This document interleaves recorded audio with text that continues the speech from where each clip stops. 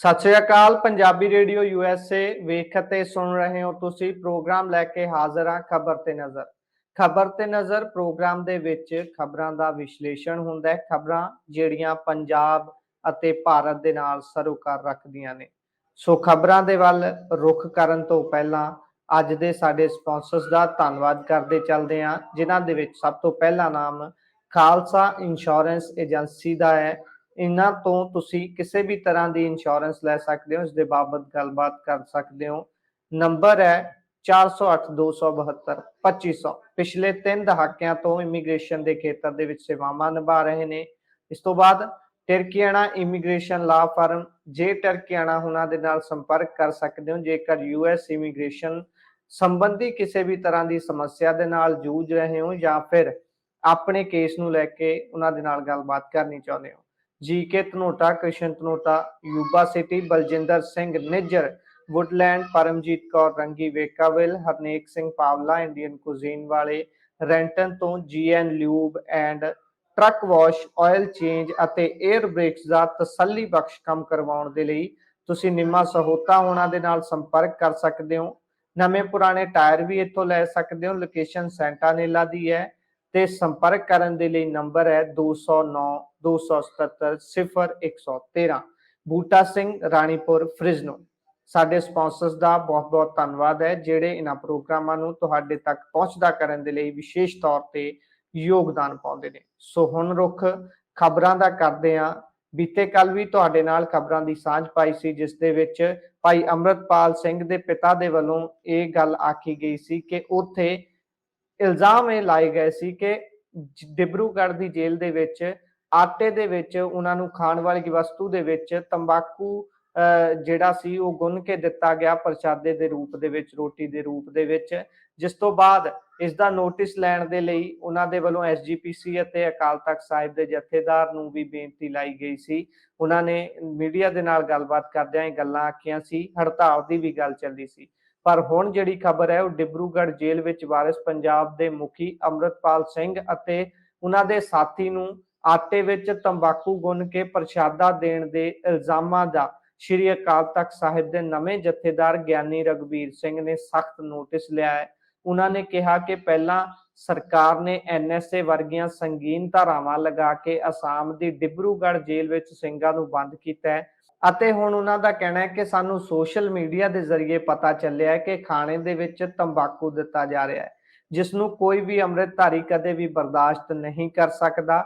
ਸਿੰਘ ਸਾਹਿਬ ਨੇ ਕਿਹਾ ਕਿ ਜੇਲ੍ਹ ਵਿੱਚ ਸਿੱਖਾਂ ਨਾਲ ਅਜਿਹਾ ਸਲੂਕ ਕਰਨਾ ਬਹੁਤ ਹੀ ਮੰਦਭਾਗਾ ਹੈ।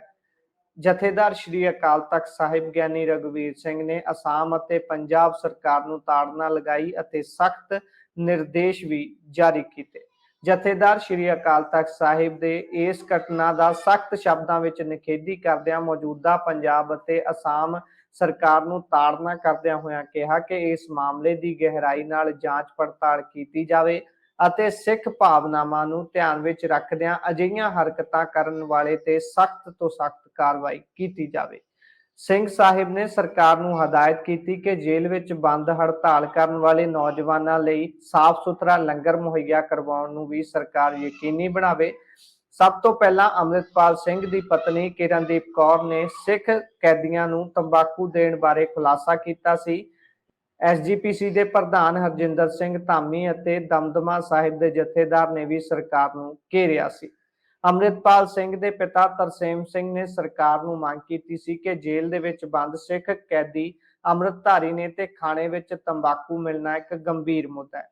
ਸਰਕਾਰ ਸਿੰਘਾਂ ਨੂੰ ਆਪਣੇ ਆਪ ਲੰਗਰ ਬਣਾਉਣ ਦੀ ਇਜਾਜ਼ਤ ਦੇਵੇ। ਇਸ ਤੋਂ ਇਲਾਵਾ SGPC ਦੇ ਪ੍ਰਧਾਨ ਹਰਜਿੰਦਰ ਸਿੰਘ ਧਾਮੀ ਨੇ ਇਸ ਨੂੰ ਬੱਜਰ ਕ੍ਰੈਤ ਦੱਸਦੇ ਹੋਏ ਕਿਹਾ ਕਿ ਸਿੱਖ ਕੈਦੀਆਂ ਨੂੰ ਖਾਣਾ ਬਣਾਉਣ ਦੀ ਸਰਕਾਰ ਇਜਾਜ਼ਤ ਦੇਵੇ ਅਤੇ ਮੈਡੀਕਲ ਚੈੱਕਅਪ ਵੀ ਕਰਵਾਏ ਜਾਣ।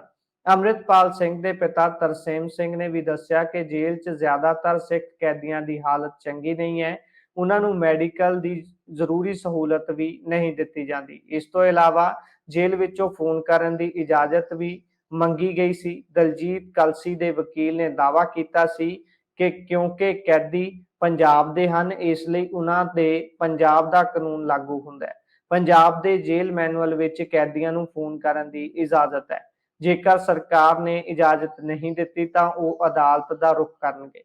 ਪਰਿਵਾਰ ਨੇ ਕਿਹਾ ਕਿ ਅਸਾਮ ਦੀ ਇੱਕ ਫੇਰੀ ਦੌਰਾਨ 40 ਤੋਂ 50 ਹਜ਼ਾਰ ਰੁਪਏ ਦਾ ਖਰਚਾ ਹੁੰਦਾ ਹੈ ਅਤੇ ਅੰਦਰ ਬੰਦ ਨੌਜਵਾਨ ਸਿੰਘਾਂ ਦੇ ਪਰਿਵਾਰ ਇਹ ਬਰਦਾਸ਼ਤ ਨਹੀਂ ਕਰ ਸਕਦੇ। ਉਧਰ ਸ਼੍ਰੀ ਦਮਦਮਾ ਸਾਹਿਬ ਦੇ ਜਥੇਦਾਰ ਗਿਆਨੀ ਹਰਪ੍ਰੀਤ ਸਿੰਘ ਨੇ ਕਿਹਾ ਕਿ ਅੰਮ੍ਰਿਤਧਾਰੀ ਸਿੰਘਾਂ ਦੇ ਖਾਣੇ ਵਿੱਚ ਤੰਬਾਕੂ ਮਿਲਣਾ ਵੀ ਬਹੁਤ ਗੰਭੀਰ ਮੁੱਦਾ ਹੈ। ਇਸ ਨੂੰ ਸਿੱਖ ਕਦੇ ਵੀ ਬਰਦਾਸ਼ਤ ਨਹੀਂ ਕਰਨਗੇ। ਉਹਨਾਂ ਕਿਹਾ ਕਿ ਪੰਜਾਬ, ਕੇਂਦਰ ਅਤੇ ਅਸਾਮ ਸਰਕਾਰ ਇਸ ਤੇ ਧਿਆਨ ਦੇਵੇ। ਡਿਬਰੂਗੜ੍ਹ ਜੇਲ੍ਹ ਦੇ ਡੀਜੀ ਨੇ ਜੇਲ੍ਹ ਵਿੱਚ ਬੰਦ ਸਿੱਖ ਕੈਦੀਆਂ ਦੇ ਭੁੱਖ ਹੜਤਾਲ ਤੇ ਵੀ ਜਾਣਕਾਰੀ ਦਾ ਖੰਡਨ ਬੀਤੇ ਕੱਲ ਕੀਤਾ ਸੀ। ਉਹਨਾਂ ਕਿਹਾ ਸੀ ਕਿ ਅਸਾਮ ਦੀ ਜੇਲ੍ਹ ਮੈਨੂਅਲ ਦੇ ਹਿਸਾਬ ਦੇ ਨਾਲ ਕੈਦੀਆਂ ਨੂੰ ਜੇਲ੍ਹ ਦੇ ਵਿੱਚ ਮੋਬਾਈਲ ਦੇ ਜ਼ਰੀਏ ਗੱਲਬਾਤ ਕਰਨ ਦੀ ਇਜਾਜ਼ਤ ਨਹੀਂ ਦਿੱਤੀ ਜਾਂਦੀ। ਸਿਰਫ ਪਰਿਵਾਰ ਹੀ ਇੱਕ ਹਫ਼ਤੇ ਦੇ ਬਾਅਦ ਮਿਲ ਸਕਦਾ ਹੈ, ਜਿਸ ਦੀ ਕਿ ਇਜਾਜ਼ਤ ਹੈ। ਉਧਰ ਐਸਪੀ ਨੇ ਕਿਹਾ ਕਿ ਉਹਨਾਂ ਨੂੰ ਖਬਰ ਮਿਲੀ ਸੀ ਕਿ 29 ਜੂਨ ਨੂੰ ਕਿਰਨਦੀਪ ਕੌਰ ਜਦੋਂ ਆਪਣੇ ਪਤੀ ਅੰਮ੍ਰਿਤਪਾਲ ਸਿੰਘ ਨੂੰ ਮਿਲਣ ਆਏ ਸੀ ਤਾਂ ਉਹ ਜੇਲ੍ਹ ਦੇ ਬਾਹਰ ਹੜਤਾਲ ਤੇ ਬੈਠਣਾ ਚਾਹੁੰਦੇ ਸੀ, ਪਰ ਉਹ ਹੋ ਨਹੀਂ ਸਕਿਆ। ਸੋ ਰੁਖ ਅਗਲੀ ਖਬਰ ਦਾ ਕਰਦੇ ਹਾਂ। ਅਗਲੀ ਖਬਰ ਹਿਮਾਚਲ ਦੇ ਨਾਲ ਜੁੜੀ ਹੋਈ ਹੈ। ਹਿਮਾਚਲ ਦੀਆਂ ਸਰਕਾਰਾਂ ਅੱਜ ਤੱਕ ਚੰਡੀਗੜ੍ਹ ਵਿੱਚ ਸੂਬੇ ਦਾ ਹਿੱਸਾ ਲੈਣ ਦੇ ਵੱਡੇ ਦਾਅਵੇ ਕਰਦੀਆਂ ਰਹੀਆਂ ਨੇ, ਪਰ ਇਸ ਲਈ ਕਿਸੇ ਨੇ ਵੀ ਠੋਸ ਕਦਮ ਨਹੀਂ ਚੁੱਕਿਆ ਸੀ। ਪਰ ਸੀਐਮ ਸੁਖਵਿੰਦਰ ਸਿੰਘ ਸੁੱਖੂ ਨੇ ਇਸ ਵੱਲ ਕਦਮ ਵਧਾ ਲਿਆ ਹੈ।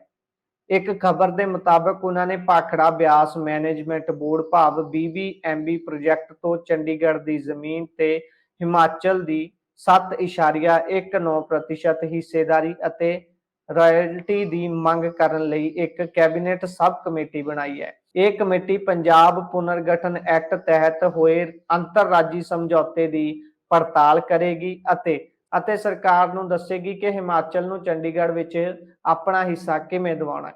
ਖੇਤੀਬਾੜੀ ਮੰਤਰੀ ਚੰਦਰ ਕੁਮਾਰ ਦੀ ਪ੍ਰਧਾਨਗੀ ਹੇਠ ਕੈਬਨਿਟ ਸਬ ਕਮੇਟੀ ਦਾ ਗਠਨ ਕੀਤਾ ਗਿਆ ਹੈ। ਉਦਯੋਗ ਮੰਤਰੀ ਹਰਸ਼ਵਰਧਨ ਚੌਹਾਨ ਅਤੇ ਮਾਲ ਮੰਤਰੀ ਜਗਤ ਸਿੰਘ ਨੇਗੀ ਨੂੰ ਮੈਂਬਰ ਬਣਾਇਆ ਗਿਆ ਹੈ। ਸਕੱਤਰ ਪਾਵਰ ਨੂੰ ਸਬ ਕਮੇਟੀ ਦਾ ਮੈਂਬਰ ਬਣਾਇਆ ਗਿਆ ਹੈ।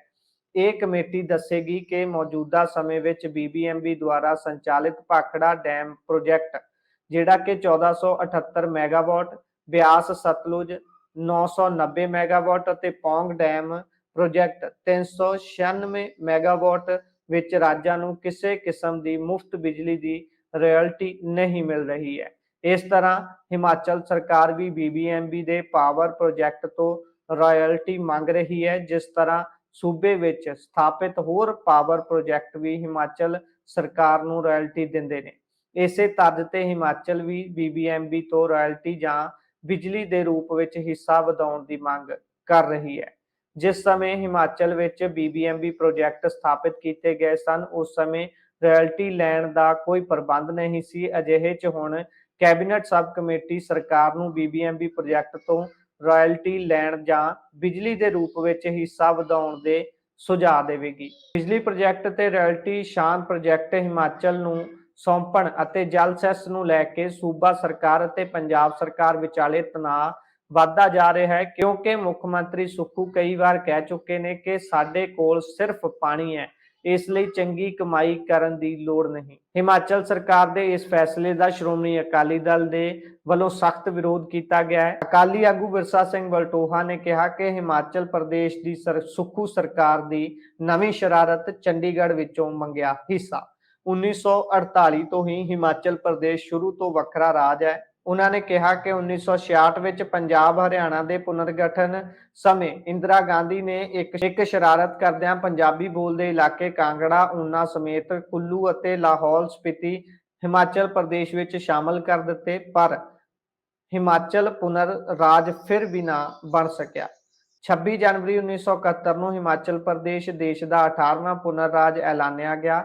ਅਕਾਲੀ ਦਲ ਨੂੰ ਪਹਿਲਾਂ ਪੰਜਾਬੀ ਸੂਬਾ ਬਣਾਉਣ ਲਈ ਮੋਰਚਾ ਲਾਉਣਾ ਪਿਆ। ਪੰਜਾਬੀਆਂ ਵੱਲੋਂ ਅਣਗਿਣਤੀ ਗ੍ਰਿਫਤਾਰੀਆਂ, ਸ਼ਹੀਦੀਆਂ, ਕੁਰਬਾਨੀਆਂ ਦੇਣ ਤੋਂ ਬਾਅਦ 1966 ਵਿੱਚ ਇੰਦਰਾ ਗਾਂਧੀ ਵੱਲੋਂ ਪੰਜਾਬੀ ਸੂਬਾ ਤਾਂ ਬਣਾ ਦਿੱਤਾ ਗਿਆ, ਪਰ ਬਹੁਤ ਸਾਰੇ ਪੰਜਾਬੀ ਬੋਲਦੇ ਇਲਾਕੇ ਹਿਮਾਚਲ ਪ੍ਰਦੇਸ਼ ਦੇ ਹਰਿਆਣਾ ਨੂੰ ਇੱਕ ਸ਼ਰਾਰਤ ਤਹਿਤ ਦੇ ਦਿੱਤੇ ਗਏ।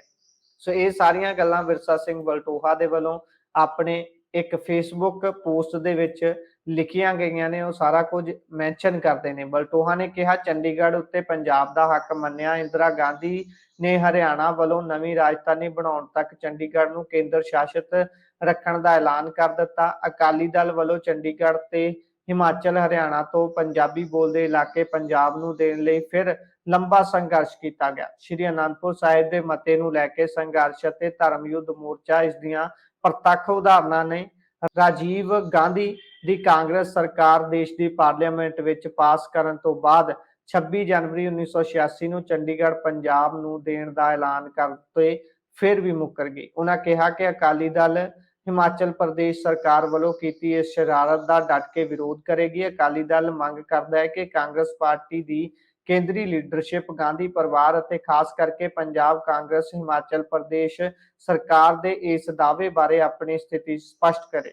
ਸੋ ਇਹ ਸਾਰੀਆਂ ਗੱਲਾਂ ਵਿਰਸਾ ਸਿੰਘ ਵਲਟੋਹਾ ਨੇ ਲਿਖੀਆਂ ਨੇ, ਜਿਸ ਦੇ ਨਾਲ ਉਹਨਾਂ ਨੇ ਹਿਮਾਚਲ ਪ੍ਰਦੇਸ਼ ਦੇ ਇਸ ਜਿਹੜਾ ਉਹਨਾਂ ਨੇ ਕਮੇਟੀ ਬਣਾਈ ਹੈ ਉਸ ਦਾ ਵਿਰੋਧ ਕੀਤਾ ਹੈ।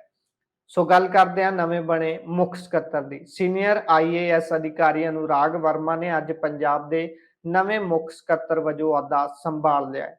ਇਸ ਮੌਕੇ ਸੇਵਾ ਮੁਕਤ ਹੋਏ ਪੰਜਾਬ ਦੇ ਮੁੱਖ ਸਕੱਤਰ VK ਜੰਜੂਆ ਵੀ ਹਾਜ਼ਰ ਸਨ। ਚੀਫ ਸੈਕਟਰੀ ਦਾ ਅਹੁਦਾ ਸੰਭਾਲਣ ਤੋਂ ਬਾਅਦ ਅਨੁਰਾਗ ਵਰਮਾ ਨੇ ਕਿਹਾ ਕਿ ਪੰਜਾਬ ਦੀ ਕਾਨੂੰਨ ਵਿਵਸਥਾ ਵਿੱਚ ਪਹਿਲਾਂ ਨਾਲੋਂ ਕਾਫੀ ਸੁਧਾਰ ਹੋ ਗਿਆ ਹੈ। ਉਹਨਾਂ ਕਿਹਾ ਕਿ ਪੰਜਾਬ ਕੋਲ ਕਾਬਿਲ ਅਫਸਰ ਅਤੇ ਅਧਿਕਾਰੀ ਨੇ। ਅਸੀਂ ਸਾਰੇ ਅਫਸਰਾਂ ਅਧਿਕਾਰੀਆਂ ਨੂੰ ਨਾਲ ਲੈ ਕੇ ਚੱਲਾਂਗੇ। ਅਜਿਹਾ ਕੋਈ ਮੁਸ਼ਕਿਲ ਨਹੀਂ ਹੋਵੇਗੀ ਜਿਸ ਦਾ ਕੋਈ ਹੱਲ ਨਾ ਕੱਢਿਆ ਜਾ ਸਕੇ।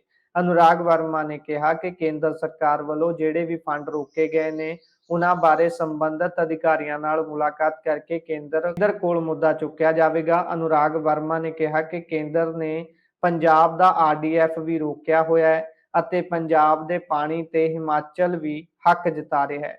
ਇਸ ਬਾਰੇ ਵੀ ਆਉਣ ਵਾਲੇ ਸਮੇਂ ਦੇ ਵਿੱਚ ਚਰਚਾ ਕੀਤੀ ਜਾਵੇਗੀ। VK ਜੰਜੂਆ 30 ਜੂਨ ਨੂੰ ਸੇਵਾ ਮੁਕਤ ਹੋ ਗਏ ਨੇ। ਉਹਨਾਂ ਦੀ ਥਾਂ ਪੰਜਾਬ ਸਰਕਾਰ ਨੇ IAS ਅਫਸਰ ਅਨੁਰਾਗ ਵਰਮਾ ਨੂੰ ਚੀਫ ਸੈਕਟਰੀ ਲਗਾਇਆ ਹੈ। ਬੀਤੇ ਦਿਨ ਮੁੱਖ ਮੰਤਰੀ ਭਗਵੰਤ ਮਾਨ ਨੇ ਦੋਵਾਂ ਅਫਸਰਾਂ ਨੂੰ ਵਧਾਈ ਦਿੱਤੀ। ਉਹਨਾਂ ਨੇ ਟਵੀਟ ਕਰਦਿਆਂ ਕਿਹਾ ਸੀ ਕਿ ਪੰਜਾਬ ਦੇ ਮੁੱਖ ਮੰਤਰੀ ਵਿਜੇ ਕੁਮਾਰ ਜੰਜੂਆ ਅੱਜ ਆਪਣੇ ਅਹੁਦੇ ਤੋਂ ਸੇਵਾ ਮੁਕਤ ਹੋ ਜਾਣਗੇ। ਮਾਨ ਨੇ ਕਿਹਾ ਕਿ ਸਾਡੀ ਸਰਕਾਰ ਦੌਰਾਨ ਪੰਜਾਬ ਅਤੇ ਪੰਜਾਬੀਆਂ ਲਈ ਲਏ ਗਏ ਅਹਿਮ ਫੈਸਲਿਆਂ 'ਚ ਜੰਜੂਆ ਦੀ ਭੂਮਿਕਾ ਸ਼ਲਾਘਾਯੋਗ ਹੈ। ਅੱਜ ਡਿਊਟੀ ਦੇ ਆਖਰੀ ਦਿਨ ਉਹਨਾਂ ਨੂੰ ਮਿਲ ਕੇ ਸਫਲ ਕਾਰਜਕਾਲ ਲਈ ਵਧਾਈ ਦਿੱਤੀ। ਜ਼ਿੰਦਗੀ 'ਚ ਸੁਨਹਿਰੇ ਤੇ ਬਿਹਤਰ ਭਵਿੱਖ ਲਈ ਸ਼ੁਭਕਾਮਨਾਵਾਂ ਤੇ ਸਰਕਾਰ ਦਾ ਸਹਿਯੋਗ ਦੇਣ ਲਈ ਧੰਨਵਾਦ।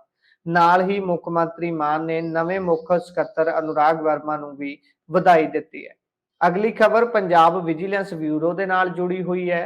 ਫਿਰੋਜ਼ਪੁਰ ਜ਼ਿਲ੍ਹੇ ਦੇ ਥਾਣਾ ਸਿਟੀ ਜ਼ੀਰਾ ਵਿਖੇ ਤਾਇਨਾਤ ਅਧਿਕਾਰੀ ਸਹਾਇਕ ਸਬ ਇੰਸਪੈਕਟਰ ਗੁਰਦੀਪ ਸਿੰਘ ਨੂੰ 10,000 ਰੁਪਏ ਦੀ ਰਿਸ਼ਵਤ ਲੈਣ ਦੇ ਦੋਸ਼ ਹੇਠ ਕਾਬੂ ਕੀਤਾ ਗਿਆ ਹੈ। ਮੁਲਜ਼ਮ ASI ਨੂੰ ਸੰਜੀਵ ਕੁਮਾਰ ਵਾਸੀ ਜ਼ੀਰਾ ਜੋ ਡਾਬਰ ਗਨ ਹਾਊਸ ਦਾ ਮਾਲਕ ਹੈ ਦੀ ਸ਼ਿਕਾਇਤ ਤੇ ਗ੍ਰਿਫਤਾਰ ਕੀਤਾ ਗਿਆ ਹੈ। ਵਿਜੀਲੈਂਸ ਬਿਊਰੋ ਦੇ ਬੁਲਾਰੇ ਨੇ ਦੱਸਿਆ ਕਿ ਸ਼ਿਕਾਇਤਕਰਤਾ ਸੰਜੀਵ ਕੁਮਾਰ ਨੇ ਵਿਜੀਲੈਂਸ ਬਿਊਰੋ ਦੇ ਥਾਣਾ ਫਿਰੋਜ਼ਪੁਰ ਰੇਂਜ ਵਿੱਚ ਸ਼ਿਕਾਇਤ ਦਰਜ ਕਰਵਾਈ ਸੀ ਕਿ ਮੁਲਜ਼ਮ ਨੇ 26 ਅਗਸਤ 2021 ਨੂੰ ਸਿਟੀ ਥਾਣਾ ਜ਼ੀਰਾ ਵਿਖੇ IPS ਦੀ ਧਾਰਾ 353, 186, 294, 506 ਅਤੇ 149 ਤਹਿਤ ਦਰਜ ਹੋਏ ਝਗੜੇ ਦੇ ਕੇਸ ਵਿੱਚ ਉਹਨਾਂ ਨੂੰ ਅਤੇ ਉਸਦੇ ਪਰਿਵਾਰਕ ਮੈਂਬਰਾਂ ਦੀ ਮਦਦ ਕਰਨ ਬਦਲੇ 10,000 ਰੁਪਏ ਕਥਿਤ ਰਿਸ਼ਵਤ ਦੀ ਮੰਗ ਕੀਤੀ ਸੀ। ASI ਨੇ 23 ਜੂਨ 2023 ਨੂੰ ਉਸਦੇ ਭਰਾ ਰਾਜੀਵ ਕੁਮਾਰ ਉਰਫ ਮੋਨੂ ਦੀ ਇਸ ਕੇਸ ਵਿੱਚ ਜ਼ਮਾਨਤ ਕਰਵਾਉਣ ਬਦਲੇ 5,000 ਰੁਪਏ ਕਥਿਤ ਰਿਸ਼ਵਤ ਲਈ ਸੀ ਅਤੇ ਹੁਣ ਉਹ 10,000 ਰੁਪਏ ਹੋਰ ਮੰਗ ਰਿਹਾ ਹੈ। ਉਹਨਾਂ ਨੇ ਇਹ ਵੀ ਦੋਸ਼ ਲਾਇਆ ਕਿ ASI ਪਹਿਲਾਂ ਵੀ ਉਹਨਾਂ ਤੋਂ ਰਿਸ਼ਵਤ ਵਜੋਂ ਕਥਿਤ ਤੌਰ ਤੇ 60,000 ਰੁਪਏ ਲੈ ਚੁੱਕਿਆ ਹੈ। ਬੁਲਾਰੇ ਨੇ ਦੱਸਿਆ ਕਿ ਇਸ ਸ਼ਿਕਾਇਤ ਦੀ ਮੁੱਢਲੀ ਜਾਂਚ ਉਪਰੰਤ ਵਿਜੀਲੈਂਸ ਬਿਊਰੋ ਦੀ ਟੀਮ ਨੇ ASI ਨੂੰ 2 ਸਰਕਾਰੀ ਗਵਾਹਾਂ ਦੀ ਹਾਜ਼ਰੀ ਵਿੱਚ ਸ਼ਿਕਾਇਤਕਰਤਾ ਤੋਂ 10,000 ਰੁਪਏ ਰਿਸ਼ਵਤ ਲੈਂਦਿਆਂ ਮੌਕੇ ਤੇ ਕਾਬੂ ਕਰ ਲਿਆ ਹੈ। ASI ਖਿਲਾਫ ਥਾਣਾ ਵਿਜੀਲੈਂਸ ਫਿਰੋਜ਼ਪੁਰ ਰੇਂਜ ਵਿਖੇ ਭ੍ਰਿਸ਼ਟਾਚਾਰ ਰੋਕੂ ਐਕਟ ਤਹਿਤ ਕੇਸ ਦਰਜ ਕਰ ਲਿਆ ਗਿਆ ਹੈ। तो अगली खबर पंजाब के खेड मंत्री गुरमीत सिंह मीतहेर के नाल संबंध रखती है। खेड मंत्री मीतहेर ने क्रिकेट विश्व कप 2023 ਲਈ PCA स्टेडियम मोहाली ਨੂੰ ਮੇਜ਼ਬਾਨ ਸੂਚੀ ਵਿੱਚ ਨਾ ਸ਼ਾਮਲ ਕਰਨ ਉੱਤੇ ਨਾਰਾਜ਼ਗੀ ਅਤੇ ਇਤਰਾਜ਼ ਜ਼ਾਹਰ ਕਰਦਿਆਂ BCCI ਨੂੰ ਇਸ ਫੈਸਲੇ ਉੱਤੇ ਮੁੜ ਵਿਚਾਰ ਕਰਨ ਦੀ ਅਪੀਲ ਕੀਤੀ ਹੈ। ਮੀਤ ਹੇਅਰ ਨੇ BCCI ਦੇ ਪ੍ਰਧਾਨ ਰੋਜਰ ਬੇਨੀ ਤੇ ਸਕੱਤਰ ਜੈ ਸ਼ਾਹ ਨੂੰ ਪੱਤਰ ਲਿਖ ਕੇ ਪੰਜਾਬ ਦੇ ਅਮੀਰ ਵਿਰਸੇ, ਖੇਡਾਂ ਵਿੱਚ ਯੋਗਦਾਨ ਅਤੇ ਪੰਜਾਬ ਵੱਲੋਂ ਦੇਸ਼ ਨੂੰ ਦਿੱਤੇ ਮਹਾਨ ਕ੍ਰਿਕਟਰਾਂ ਦਾ ਹਵਾਲਾ ਦਿੱਤਾ ਹੈ। ਮੋਹਾਲੀ 'ਚ ਮੈਚ ਕਰਵਾਉਣ ਦੀ ਮੰਗ ਕੀਤੀ ਹੈ। ਖੇਡ ਮੰਤਰੀ ਨੇ ਪੱਤਰ ਵਿੱਚ ਆਖਿਆ ਹੈ ਕਿ ਪੰਜਾਬ ਆਪਣੀ ਬਹਾਦਰੀ, ਪ੍ਰਾਹੁਣਚਾਰੀ ਅਤੇ ਧਰਮ ਨਿਰਪੱਖ ਆਦਰਸ਼ਾਂ ਵਿੱਚ ਅਟੁੱਟ ਵਿਸ਼ਵਾਸ ਦੀਆਂ ਸਦੀਆਂ ਪੁਰਾਣੀਆਂ ਪਰੰਪਰਾਵਾਂ ਲਈ ਦੁਨੀਆ ਭਰ ਦੇ ਵਿੱਚ ਜਾਣਿਆ ਜਾਂਦਾ ਹੈ। ਉਹਨਾਂ ਕਿਹਾ ਕਿ ਖੇਡ ਦੇ ਖੇਤਰ ਵਿੱਚ ਵੀ ਪੰਜਾਬ ਨੂੰ ਦੇਸ਼ ਦਾ ਮੋਹਰੀ ਅਤੇ ਝੰਡਾ ਬਰਦਾਰ ਹੋਣ ਦਾ ਮਾਣ ਹਾਸਲ ਹੈ। ਜਦੋਂ ਕੌਮੀ ਪੱਧਰ ਤੇ ਸਭ ਤੋਂ ਪਸੰਦੀਦਾ ਖੇਡ ਭਾਵ ਕ੍ਰਿਕਟ ਦੀ ਗੱਲ ਆਉਂਦੀ ਹੈ ਤਾਂ ਪੰਜਾਬ ਦੇ ਕ੍ਰਿਕਟ ਜਗਤ ਨੂੰ ਲਾਲਾ ਅਮਰਨਾਥ, ਬਿਸ਼ਨ ਸਿੰਘ ਬੇਦੀ, ਮਹਿੰਦਰ ਅਮਰਨਾਥ, ਯਸ਼ਪਾਲ ਸ਼ਰਮਾ, ਮਦਨ ਲਾਲ, ਨਵਜੋਤ ਸਿੰਘ ਸਿੱਧੂ, ਹਰਭਜਨ ਸਿੰਘ, ਯੁਵਰਾਜ ਸਿੰਘ, ਰਿਤਵਿੰਦਰ ਸੋਢੀ, ਦਿਨੇਸ਼ ਮੋਂਗੀਆ, ਹਰਵਿੰਦਰ ਸਿੰਘ, ਵਿਕਰਮ ਰਾਠੌਰ, ਸ਼ਰਨਦੀਪ ਸਿੰਘ ਵਰਗੇ ਸ਼ਾਨਦਾਰ ਅਤੇ ਹਾਲ ਹੀ ਵਿੱਚ ਧੂਮਾਂ ਪਾਉਣ ਵਾਲੇ ਸ਼ੁਭਮਨ ਗਿੱਲ ਅਤੇ ਅਰਸ਼ਦੀਪ ਸਿੰਘ ਵਰਗੇ ਕ੍ਰਿਕਟਰ ਦਿੱਤੇ ਨੇ। ਸਟੇਡੀਅਮ ਦੇ ਮਾਪਦੰਡਾਂ ਤੇ ਖਰਾ ਉਤਰਨ ਸੰਬੰਧੀ ਖੇਡ ਮੰਤਰੀ ਨੇ ਕਿਹਾ ਕਿ ਮਾਪਦੰਡਾਂ ਵਿੱਚ ਮੌਜੂਦਾ ਸਮੇਂ ਵਿੱਚ ਕੋਈ ਤਬਦੀਲੀ ਨਹੀਂ ਕੀਤੀ ਗਈ ਕਿਉਂਕਿ ਸਤੰਬਰ 2022 ਵਿੱਚ ਭਾਰਤ ਆਸਟ੍ਰੇਲੀਆ ਮੈਚ ਖੇਡਿਆ ਗਿਆ ਹੈ। ਪਿਛਲੇ ਸਮੇਂ ਵਿੱਚ ਵਿਸ਼ਵ ਕੱਪ ਦੇ ਮੈਚ ਵੀ ਖੇਡੇ ਗਏ ਨੇ। ਉਹਨਾਂ ਕਿਹਾ ਕਿ ਇਹ ਵੀ ਦੱਸਿਆ ਜਾਵੇ ਕਿ ICC ਦੀ ਟੀਮ ਵੱਲੋਂ ਮਾਪਦੰਡ ਦੇਖਣ ਦੇ ਲਈ ਮੋਹਾਲੀ ਸਟੇਡੀਅਮ ਦਾ ਕੋਈ ਦੌਰਾ ਵੀ ਕੀਤਾ ਗਿਆ। ਮੀਤ ਹੇਅਰ ਨੇ ਲਿਖਿਆ ਕਿ ਖੇਡਾਂ ਦੇ ਬੁਨਿਆਦੀ ਢਾਂਚੇ ਦੇ ਮਾਮਲੇ ਵਿੱਚ ਵੀ ਪੰਜਾਬ ਕੋਲ ਦੁਨੀਆ ਦੇ ਸਰਵੋਤਮ ਮੈਦਾਨ ਨੇ। ਮੋਹਾਲੀ ਦੇ IS Bindra Punjab cricket association stadium ਨੂੰ 2 ਵਿਸ਼ਵ ਕੱਪ ਸੈਮੀਫਾਈਨਲ, ਜਿਨ੍ਹਾਂ ਵਿੱਚ 1996 ਵੇਲਜ਼ ਵਿਸ਼ਵ ਕੱਪ ਅਤੇ ਸਾਲ 2011 ਵਿੱਚ ਵਿਸ਼ਵ ਕੱਪ 2 ਲੀਗ ਮੁਕਾਬਲਿਆਂ ਤੋਂ ਇਲਾਵਾ ਮੈਚ ਦੀ ਮੇਜ਼ਬਾਨੀ ਕਰਨ ਦੇ ਨਾਲ-ਨਾਲ 2016 ਵਿਸ਼ਵ ਕੱਪ T20 ਦੇ 2 ਮੈਚਾਂ ਦੀ ਮੇਜ਼ਬਾਨੀ ਕਰਨ ਦਾ ਮਾਣ ਹਾਸਲ ਹੈ। ਖੇਡ ਮੰਤਰੀ ਨੇ ਪੱਤਰ ਵਿੱਚ ਆਖਿਆ ਕਿ ਹਾਲਾਂਕਿ ਇਸ ਸਾਲ ਅਕਤੂਬਰ ਅਤੇ ਨਵੰਬਰ ਵਿੱਚ ਹੋਣ ਵਾਲੇ ICC ਵਿਸ਼ਵ ਕੱਪ 2023 ਦੇ ਪ੍ਰੋਗਰਾਮ ਵਿੱਚ ਪੰਜਾਬ ਨੂੰ ਕੋਈ ਵੀ ਮੈਚ ਅਲਾਟ ਨਹੀਂ ਕੀਤਾ ਗਿਆ ਜੋ ਨਿਰਪੱਖ ਫੈਸਲਾ ਨਹੀਂ ਹੈ। ਸੋ ਇਸ ਨੂੰ ਲੈ ਕੇ ਹੁਣ ਵੇਖਣਾ ਹੋਵੇਗਾ ਕਿ BCCI ਕੀ ਫੈਸਲਾ ਲੈਂਦੀ ਹੈ ਜਾਂ ਫਿਰ BCCI ਅੱਗੇ ਹੋਰ ਬੋਰਡਾਂ ਦੇ ਨਾਲ ਗੱਲ ਕਰਕੇ ਤੇ ਇਸ ਮੁਤਲਕ ਜੋ ਵੀ ਫੈਸਲਾ ਹੈ ਉਸ ਦੇ ਅਕੋਰਡਿੰਗ ਇੱਥੇ ਕੋਈ ਮੈਚ ਕਰਵਾਇਆ ਜਾਂਦਾ ਹੈ ਜਾਂ ਨਹੀਂ। ਇਸ ਸੰਬੰਧੀ ਪਹਿਲਾਂ ਵੀ ਖਬਰ ਨੇ ਬੇहद ਸੁਰਖੀਆਂ ਫੜੀਆਂ ਸੀ, ਜਿਸ ਸਮੇਂ ਪਹਿਲਾਂ ਵੀ ਇਹ ਖਬਰ ਆਈ ਸੀ ਕਿ ਸ਼ਾਇਦ ਅਜਿਹਾ ਨਾ ਹੋਵੇ ਕਿ ਮੋਹਾਲੀ ਦੇ ਵਿੱਚ ਕੋਈ ਮੈਚ ਖੇਡਿਆ ਜਾ ਸਕੇ। ਸੋ ਇਸੇ ਤਰ੍ਹਾਂ ਹੁਣ ਹੋਇਆ ਤੇ ਇਸ ਨੂੰ ਲੈ ਕੇ ਮੀਤ ਹੇਅਰ ਦੇ ਵੱਲੋਂ ਵੀ ਜ਼ੋਰ ਲਗਾਇਆ ਜਾ ਰਿਹਾ ਹੈ ਕਿ ਕਿਸੇ ਤਰੀਕੇ ਦੇ ਨਾਲ ਇੱਥੇ ਕੋਈ ਅੰਤਰਰਾਸ਼ਟਰੀ ਮੈਚ ਹੋ ਸਕੇ ਜਿਸ ਦੇ ਨਾਲ ਪੰਜਾਬ ਨੂੰ ਵੀ ਕਿਤੇ ਨਾ ਕਿਤੇ ਆਰਥਿਕ ਤੌਰ ਤੇ ਇੱਕ ਹੁਲਾਰਾ ਮਿਲੇਗਾ ਕਿਉਂਕਿ ਦੁਨੀਆ ਭਰ ਤੋਂ ਲੋਕ ਕ੍ਰਿਕਟ ਨੂੰ ਪਸੰਦ ਕਰਦੇ ਨੇ ਤੇ ਜੇਕਰ ਕ੍ਰਿਕਟ ਦਾ ਮੈਚ ਹੁੰਦਾ ਹੈ ਤਾਂ ਵੱਡੀ ਗਿਣਤੀ 'ਚ ਲੋਕ ਪਹੁੰਚ ਸਕਦੇ ਨੇ। ਖਬਰ ਸੰਗਰੂਰ ਤੋਂ ਹੈ ਜਿੱਥੇ ਪੰਜਾਬ ਭਰ ਤੋਂ ਪੁੱਜੇ 8736 ਅਧਿਆਪਕਾਂ ਤੇ ਪੁਲਿਸ ਨੇ ਉਸ ਸਮੇਂ ਲਾਠੀਚਾਰਜ ਕੀਤਾ ਜਦੋਂ ਅਧਿਆਪਕਾਂ ਵੱਲੋਂ ਪੁਲਿਸ ਨਾਕੇਬੰਦੀ ਤੋਂ ਅੱਗੇ ਵਧਣ ਦੀ ਕੋਸ਼ਿਸ਼ ਕੀਤੀ ਗਈ। ਇਸ ਦੌਰਾਨ ਕਈ ਅਧਿਆਪਕਾਂ ਦੀਆਂ ਪੱਗਾਂ ਤੇ ਚੁੰਨੀਆਂ ਲੱਥ ਗਈਆਂ। ਪੁਲਿਸ ਨੇ ਅਨੇਕਾਂ ਪ੍ਰਦਰਸ਼ਨਕਾਰੀਆਂ ਨੂੰ ਧੂ ਕੇ ਹਿਰਾਸਤ ਵਿੱਚ ਲਿਆ। ਪੁਲਿਸ ਨੇ ਮੌਕੇ ਤੇ ਮੌਜੂਦ ਪੱਤਰਕਾਰਾਂ ਨੂੰ ਵੀ ਨਹੀਂ ਬਖਸ਼ਿਆ।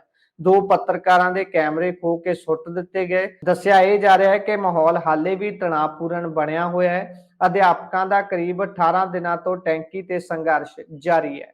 ਅਗਲੀ ਖਬਰ ਟਵਿੱਟਰ ਦੇ ਨਾਲ ਜੁੜੀ ਹੋਈ ਹੈ। ਐਲਨ ਮਸਕ ਵੱਲੋਂ ਚਲਾਏ ਜਾਂਦੇ ਟਵਿੱਟਰ ਨੇ 26 ਅਪ੍ਰੈਲ ਤੋਂ 25 ਮਈ ਦੇ ਵਿਚਕਾਰ ਭਾਰਤ ਵਿੱਚ ਰਿਕਾਰਡ 11,32,228 ਖਾਤਿਆਂ ਤੇ ਪਾਬੰਦੀ ਲਗਾ ਦਿੱਤੀ ਹੈ।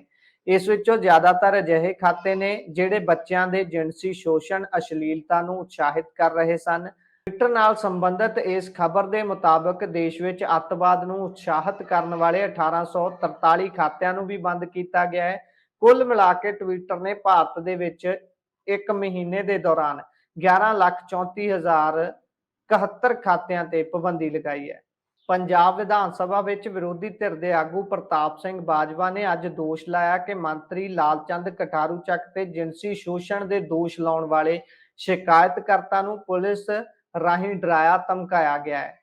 ਬਾਜਵਾ ਨੇ ਕਿਹਾ ਕਿ ਆਪ ਸਰਕਾਰ ਵੱਲੋਂ ਇਸ ਮਾਮਲੇ ਦੀ ਜਾਂਚ ਲਈ ਬਣਾਈ ਗਈ ਵਿਸ਼ੇਸ਼ ਜਾਂਚ ਟੀਮ ਦੀ ਜੋ ਕਾਰਗੁਜ਼ਾਰੀ ਹੁਣ ਤੱਕ ਰਹੀ ਹੈ ਉਸ ਤੋਂ ਇਹ ਸਾਬਤ ਹੁੰਦਾ ਹੈ ਕਿ ਮੁੱਖ ਮੰਤਰੀ ਭਗਵੰਤ ਮਾਨ ਦੀ ਅਗਵਾਈ ਵਾਲੀ ਆਪ ਸਰਕਾਰ ਆਪਣੇ ਮੰਤਰੀ ਦਾ ਹੀ ਬਚਾਅ ਕਰ ਰਹੀ ਹੈ। ਉਹਨਾਂ ਕਿਹਾ ਕਿ DIG border range Amritsar Narinder Bhargav ਦੀ ਅਗਵਾਈ ਵਾਲੀ ਐਸਆਈਟੀ ਅਸਲ ਵਿੱਚ ਜਿਨਸੀ ਅਪਰਾਧ ਦੇ ਦੋਸ਼ ਦੀ ਜਾਂਚ ਲਈ ਨਹੀਂ ਬਣਾਈ ਗਈ, ਬਲਕਿ ਇਹ ਸਿੱਟ ਦੇ ਪਿਛਲੇ ਮਕਸਦ ਸ਼ਿਕਾਇਤਕਰਤਾ ਤੇ ਦਬਾਅ ਪਾਉਣਾ ਹੈ ਤਾਂ ਜੋ ਉਹ ਆਪਣੀ ਸ਼ਿਕਾਇਤ ਵਾਪਸ ਲੈ ਲਵੇ। ਵਿਰੋਧੀ ਧਿਰ ਦੇ ਨੇਤਾ ਨੇ ਕਿਹਾ ਕਿ ਅਖੌਤੀ ਜਾਂਚ ਦੌਰਾਨ ਐਸਆਈਟੀ ਵੱਲੋਂ ਸਿਰਫ ਪੀੜਤ ਅਤੇ ਉਸਦੇ ਪਰਿਵਾਰ ਨੂੰ ਹੀ ਪਰੇਸ਼ਾਨ ਕੀਤਾ ਗਿਆ ਹੈ, ਸਗੋਂ ਪੀੜਤ ਪਰਿਵਾਰ ਦੀ ਮਦਦ ਲਈ ਆਏ ਲੋਕਾਂ ਤੇ ਜਾਲੀ ਐਫਆਈਆਰ ਵੀ ਦਰਜ ਕੀਤੀ ਗਈ ਹੈ। ਬਾਜਵਾ ਨੇ ਕੌਮੀ ਅਨੁਸੂਚਿਤ ਜਾਤੀ ਕਮਿਸ਼ਨ ਦੇ ਚੇਅਰਮੈਨ ਵਿਜੇ ਸਾਂਪਲਾ ਨੂੰ ਅਪੀਲ ਕੀਤੀ ਕਿ ਮੰਤਰੀ ਖਿਲਾਫ ਐਫਆਈਆਰ ਦਰਜ ਕਰਨ ਦੇ ਹੁਕਮ ਜਾਰੀ ਕੀਤੇ ਜਾਣ। ਸੋ ਇਹ ਸਨ ਹੁਣ ਤੱਕ ਦੀਆਂ ਕੁਝ ਅਹਿਮ ਖਬਰਾਂ। ਤੁਸੀਂ ਪੰਜਾਬੀ ਰੇਡੀਓ USA ਨੂੰ ਸੁਣ ਰਹੇ ਹੋ। ਖਬਰ ਤੇ ਨਜ਼ਰ ਪ੍ਰੋਗਰਾਮ ਲੈ ਕੇ ਤੁਹਾਡੇ ਨਾਲ ਸਾਂਝ ਪਾਈ ਹੈ, ਵੱਖ-ਵੱਖ ਖਬਰਾਂ ਤੁਹਾਡੇ ਨਾਲ ਸਾਂਝੀਆਂ ਕੀਤੀਆਂ ਨੇ। ਪ੍ਰੋਗਰਾਮ ਤੁਹਾਨੂੰ ਕਿਹੋ ਜਿਹਾ ਲੱਗਿਆ, ਤੁਸੀਂ ਆਪਣੇ ਵਿਚਾਰ ਰਾਏ ਟਿੱਪਣੀਆਂ ਸੋਸ਼ਲ ਮੀਡੀਆ ਪਲੇਟਫਾਰਮ ਫੇਸਬੁੱਕ ਅਤੇ YouTube ਦੇ ਉੱਪਰ ਪੰਜਾਬੀ ਰੇਡੀਓ USA ਦੇ ਪੇਜ ਹੇਠਾਂ ਕਰ ਸਕਦੇ ਹੋ। ਨਾਲ ਦੀ ਨਾਲ ਜੇਕਰ ਹਾਲੇ ਤੱਕ ਤੁਸੀਂ YouTube ਅਤੇ Facebook ਦੇ ਉੱਪਰ ਪੰਜਾਬੀ ਰੇਡੀਓ USA ਦੇ ਨਾਲ ਨਹੀਂ ਜੁੜੇ ਤਾਂ ਜਲਦੀ ਤੋਂ ਜਲਦੀ ਪੰਜਾਬੀ ਰੇਡੀਓ USA ਨੂੰ ਫੋਲੋ ਕਰੋ। ਨਾਲ ਦੀ ਨਾਲ YouTube ਤੇ ਸਬਸਕ੍ਰਾਈਬ ਕਰਕੇ ਬੈਲ ਆਈਕਨ ਜ਼ਰੂਰ ਦਬਾਓ ਤਾਂ ਕਿ ਹਰ ਅਪਡੇਟ ਸਭ ਤੋਂ ਪਹਿਲਾਂ ਤੁਹਾਡੇ ਤੱਕ ਪਹੁੰਚ ਸਕੇ। ਜੁੜੇ ਰਹੋ ਪੰਜਾਬੀ ਰੇਡੀਓ USA ਦੇ ਨਾਲ। ਪ੍ਰੋਗਰਾਮਾਂ ਦੀ ਲਗਾਤਾਰਤਾ ਬਰਕਰਾਰ ਹੈ। ਧੰਨਵਾਦ। ਸਤਿ ਸ੍ਰੀ ਅਕਾਲ।